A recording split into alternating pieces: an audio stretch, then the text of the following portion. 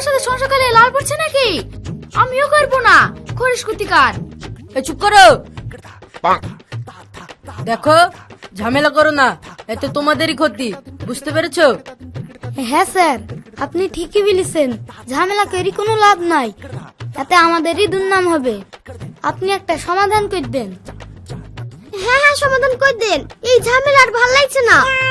ওরা যদি দুই বোনের মতো থাকে, থাকুক, আমার কোনো আপত্তি নাই। ওই, তাহলে তোমরা কি বলছো বলো? আমরা আবার কি বলবো? আমাদের স্বামীকে ডাকেন, দেখেন কি বলছে। ডবল বি যখন মিশি করেই ফেলেছে, কিছু তো আর করার নাই, সংসার তো করতে হবে, ডাকেন। ঠিক আছে, শুভ, যাও সেলিম নামের ছেলেটাকে তুলে নিয়ে এসো। Okay sir.